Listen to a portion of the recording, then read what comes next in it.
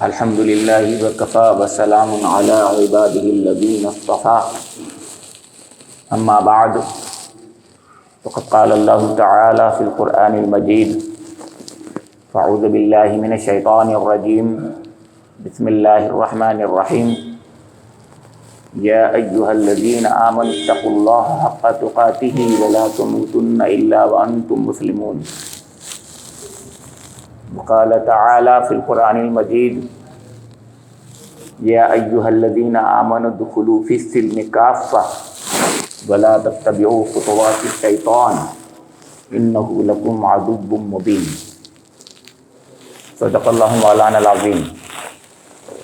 محترم بزرگوں، عزیز ساتھیوں اور نوجوانوں، السلام علیکم ورحمۃ اللہ وبرکاتہ۔ اللہ رب کریم نے اپنے کلام میں سورہ آل عمران کی 102ویں آیت میں یہ ارشاد فرمایا ہے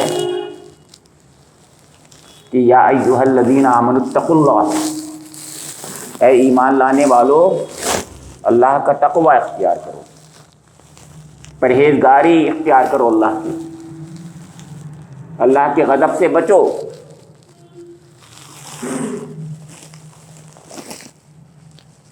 تقوی اس کی تفصیل آئے گی انشاءاللہ۔ یہی اسلام کی بنیاد اور جوہر ہے۔ چنانچہ ھدی للمتقین سے یہ کلام پاک خاص طور سے خطاب کرتا ہے کہ یہ ہدایت ہی ہے متقین کے لیے۔ یہ بات جب کہتا ہے سب سے پہلے خطبہ نکاح میں جس کا ذکر کیا جاتا ہے یا ایھا الذین آمنوا اتقوا اللہ یا ایھا الناس اتقوا ربکم، اے انسانوں، اے لوگوں، اپنے رب کی پرہیزگاری تقوی اختیار کرو۔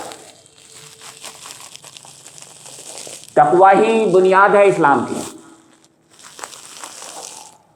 فرمایا گیا کہ اتقوا اللہ حق تقاتہ، جیسا کہ اس کو اختیار کرنے کا حق ہے، حق تقاتہ، جو کہ حق ہے اس کا ڈرنے کا، ایسے ہی تقوی اختیار کرو۔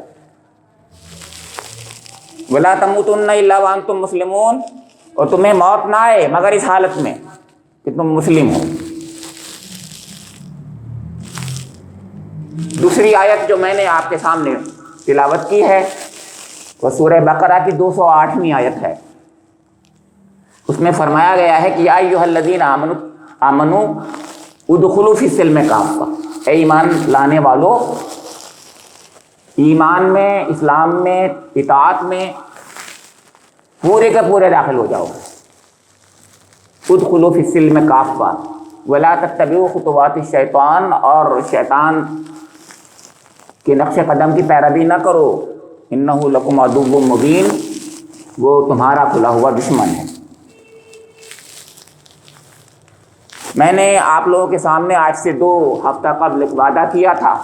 اللہ رب کریم کا احسان ہے کہ اس نے مجھے یہ توفیق بخشی کہ میں آپ کے سامنے جمعے کے جو خطبے ہوتے ہیں، خاص طور سے ہمارے امام صاحب جو جمعے کا خطبہ دیتے ہیں، اس میں جو کچھ بھی وہ پڑھتے ہیں وہ کہتے ہیں، میں وہ بات آپ کے سامنے رکھوں کہ آخر وہ کہتے کیا ہیں۔ ان میں سے جو آغاز خطبے کا ہوتا ہے اور اس کے بعد شہادت ہوتی ہے، اور اس کے بعد آپ زیادہ تر یہ 2 آیتیں پڑھتے ہیں۔ یہ 2 آیتیں جو ہیں حضور سے ثابت ہیں خطبے میں، اسی لیے خطبہ مسنونہ کہا جاتا ہے۔ سنت ہے خطبہ یہ جو پڑھتے ہیں آپ ہمارے امام صاحب، یہ مسنون ہے۔ آپ سے صاحب حضور نبی اکرم محمد صلی اللہ علیہ وسلم سے ثابت ہے کہ جمعے میں عام طور سے آپ جو خطبے میں پڑھتے تھے وہ یہی تھیں آیتیں۔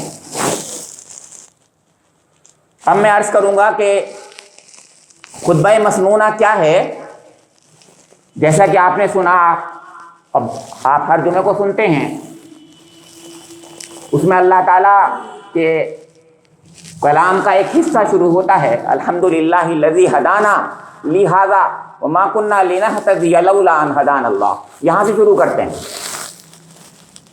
یہ سورہ الاعراف کی 43ویں آیت کا ایک حصہ ہے۔ جنتیوں کو اللہ تعالیٰ جنت کی طرف جب لے جائے گا، ان کی رہنمائی فرمائے گا، اس کے بعد وہ یہ کہیں گے وقالوا الحمد للہ الذی، وہ کہیں گے الحمد للہ الذی ہدانا لہذا، اے ہمارے رب،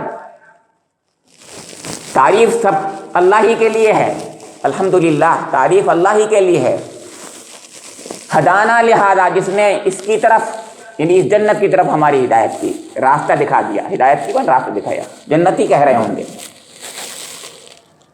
ہم جمعے کے خطبے میں جب کہتے ہیں یہ بات تو یہ کہتے ہیں اے اللہ تمام تعریف تیرے ہی لیے ہے کہ تو نے ہمیں مسلمان بنایا، اور جب مسلمان بنایا تو گویا تو نے جنت کا راستہ ہمارے لیے کھولا ہے کم سے کم۔ اب تیرا کرم ہوگا، احسان ہوگا، ضرور ہوگا انشاءاللہ کلام تیرا کرم، تو پھر ہم اس جنت کی طرف بھی ہدایت پائیں گے جس کا ذکر ہم یہ کر رہے ہیں۔ ہدایت کہتے ہیں راستہ دکھانے کو، یعنی اس کی مختلف منزلیں ہیں، اس کے مختلف اسٹیپس ہیں۔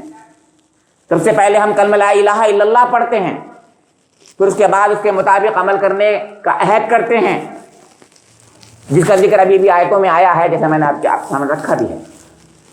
آخر کار وہ لمحہ آئے گا انشاءاللہ، ضرور آئے گا، جبکہ اللہ تعالیٰ مومنوں کے لیے اصل ہدایت جنت کی طرف ہدایت جو ہے وہ اس کا راستہ کھول دے گا۔ تو الحمدللہ الذی ہدانا لہذا، تمام تعریفیں اللہ کے لیے ہیں جس نے ہم کو ہدایت دی اس کی طرف، ایمان کی طرف، اسلام کی طرف، جنت کی طرف۔ وما کننا لنہتدی لولا ان ہدانا اللہ، اور ہم اس ہدایت کو پا ہی نہیں سکتے تھے جب تک کہ تیری توفیق نہ ہوتی، لولا ان ہدانا اللہ، جب تک کہ اللہ ہدایت ہمیں نہ دے گا۔ یعنی ہدایت بخشی بھی اللہ کی طرف سے ہوتی ہے، توفیق بھی اللہ کی طرف سے ملتی ہے۔ کوئی شخص یہ چاہے کہ میں مسلمان ہوں، مجھے کلمہ نصیب ہو جائے، کم سے کم یہ جسے کہتے ہیں موت کے وقت کلمہ نصیب ہو جائے، یہ انسان کے بس کا نہیں، اس کو ہر وقت دعا کرتے رہنے چاہیے۔ حضرت ابو طالب جو حضور کے چچا تھے، بہت پیارے چچا تھے، ہر وقت کچھ پناہ بنے ہوئے تھے حضور کے، لیکن اللہ تعالیٰ نے ان کو توفیق نہیں بخشی، تو ان کا خاتمہ ایمان پر نہیں ہوا۔ یہ ہمارا یقین ہے اہل سنت والجماعت کا۔ اہل تشیع دوسری بات کہتے ہیں، وہ جانے، ہمارا جو بھی ہے ہم کہہ رہے ہیں۔ سیدھی سی بات ہے، قرآن میں کہا گیا ہے، اللہ تعالیٰ نے فرمایا کہ جس کو میں چاہتا ہوں ہدایت دوں گا، تم جس کو چاہو گے تو ضروری نہیں ہے اس کو ہدایت ملے۔ حضور سے کہا جا رہا ہے تم جس کو چاہو ضروری نہیں اس کی ہدایت مل جائے، جس کو میں چاہوں گا ہدایت دوں۔ ہدایت کی طلب بھی کرنا چاہیے، ہمیں عزم و عہد بھی کرنا چاہیے، ہر وقت مانگتے رہنا چاہیے، تڑپتے رہنا چاہیے۔ یہ پہلی بات ہے۔ تو گویا اس خطبے کے ذریعے سے اس میں دو باتیں پتہ چلتی ہیں، اسی پہلی بات میں دو باتیں ہیں۔ ایک تو یہ کہ ہمیں ادب معلوم ہوتا کہ ہم بات جب شروع کریں، خطاب جب شروع کریں تو ہم خطاب کیسے کریں۔ خطبہ خطاب کو کہتے ہیں، بیان کو کہتے ہیں، تقریر کو کہتے ہیں۔ یعنی کوئی تقریر کریں، کوئی بات کریں، بیان کریں تو سب سے پہلے اللہ کی حمد بیان کریں، الحمدللہ سے شروع کریں۔ چنانچہ چاہے میں یوں شروع کرتا ہوں الحمدللہ وکفیٰ وسلام علی عبادہ الذین اصطفیٰ، چاہے میں یوں شروع کرتا ہوں الحمدللہ رب العالمین والصلاۃ والسلام علی رسول الامین، چاہے ہمارے امام صاحب شروع کرتے ہیں کہ الحمدللہ الذی ہدانا لہذا وما، میں نے 3 طریقے سے بتایا آپ کو، اور بہت سے طریقے ہیں لیکن سب میں الحمدللہ سب سے پہلے ہے۔ آپ دیکھیے سب سے پہلے الحمدللہ، گویا یہ ادب ہے جو سکھایا ہے ہمیں۔ اسی لیے آپ غور کریں کہ یہ ادب جو سکھایا اللہ تعالیٰ نے، اپنے کلام کو شروع یہیں سے کیا، الحمدللہ رب العالمین الرحمن الرحیم۔ تو گویا سب سے پہلے امت مسلمہ کو جس چیز کی ہدایت دی گئی ہے وہ یہ ہے کہ وہ اپنے رب کا شکر ادا کرے، اس کی تعریف بیان کرے، کیونکہ وہ اس دنیا میں جو کچھ اس نے بنایا ہے، جو تعریف کی چیزیں ہیں، وہ اللہ تعالیٰ کی بنائی ہوئی ہیں۔ اگر کوئی چیز ہے بھی تو اللہ کی، کوئی چیز اگر اچھی ہے تو وہ اچھی اس لیے ہے کہ اللہ تعالیٰ نے اس کو اچھا بنایا۔ تو تمام تعریف اللہ کے لیے ہیں۔ یہ بات ہمیں ادب سکھایا کہ ہم سب سے پہلے ہر وقت اس بات کا خیال رکھیں کہ ہماری زبان پر الحمدللہ ہونا چاہیے، خاص طور سے اس وقت جب کہ ہم کوئی خطاب کریں تو ہم الحمدللہ سے خطاب کریں۔ دوسری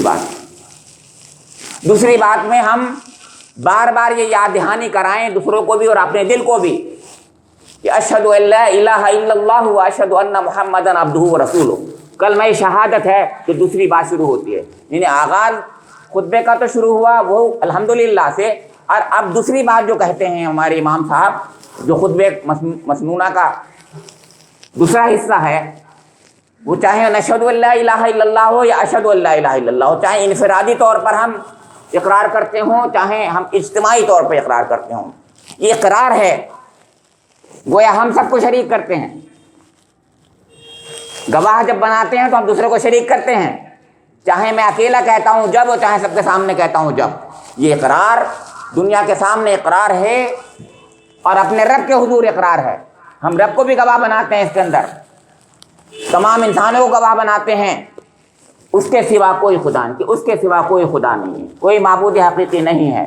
اور دوسری بات یہ کہتے ہیں، دوسری گواہی ہماری یہ ہوتی ہے کہ حضور نبی اکرم محمد مصطفیٰ احمد مجتبیٰ صلی اللہ تعالی علیہ وآلہ وسلم اس کے بندے اور رسول ہیں، اس کے غلام ہیں اور رسول ہیں، بندے ہیں اور رسول ہیں، عبدہ و رسولہ، بار بار ہم یہی کہتے ہیں۔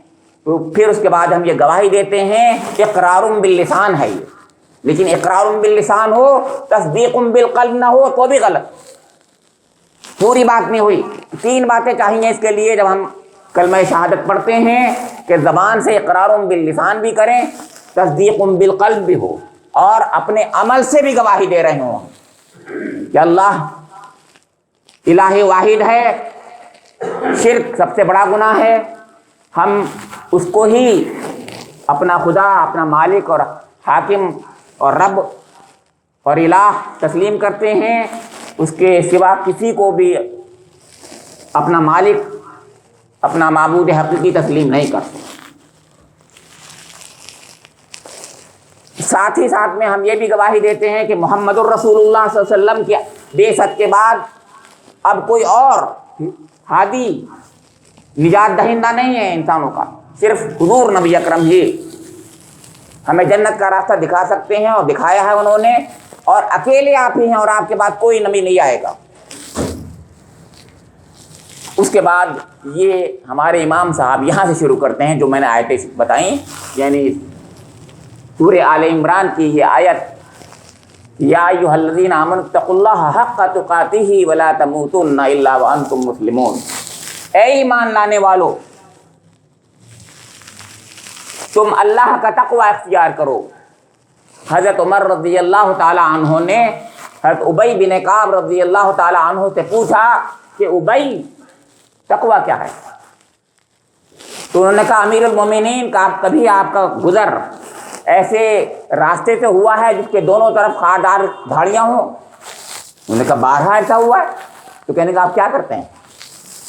کہ میں اپنا دامن سمیٹ لیتا ہوں اور صرف سمیٹ کر کے ایسے گزرتا ہوں کہ کوئی کانٹا مجھے جو ہے میرے دامن کو روک نہ لے، میرے راستے کو وہ نہ کر لے، تو میں اس طریقے سے گزرتا ہوں۔ یہی تقویٰ ہے، یعنی اس دنیا کے خاردار سفر میں جس کے دونوں طرف خار ہیں، جس کی دونوں طرف جھاڑ جھنکاریاں ہیں، جس کی طرف روکنے والی 50 چیزیں ہیں، ایسی جگہ پر آدمی اپنے دامن کو سمیٹ کر نکل جائے، سنبھال کر نکل جائے، یہ تقویٰ ہے۔ حضور نے فرمایا التقویٰ ہاں ہونا، التقویٰ ہاں ہونا، تقویٰ دل کے اندر ہوتا ہے، یہ کیفیت کا نام ہے۔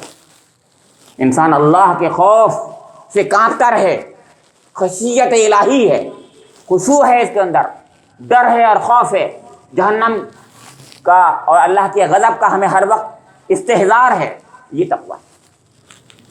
تو فرمایا جا رہا ہے کہ تقویٰ اختیار کرو، جیسا کہ تقویٰ اختیار کرنے کا حق ہے، یعنی ایسے نہیں کہ بس ڈر لو، بس ایسے نہیں کہ بس کہہ دیا ہم ڈر رہے ہیں، بلکہ جیسا کہ تقویٰ اختیار یعنی اس میں خلوص ہو، جو کہہ رہے ہوں وہ کر بھی رہے ہوں، اصل میں ڈر ہو ہمیں، اللہ کا خوف ہو ہمیں، ہر لمحے ہمیں اللہ یاد آ جائے، اللہ کا غضب یاد آ جائے۔ اللہ تعالیٰ ہماری استطاعت سے زیادہ نہیں چاہتا۔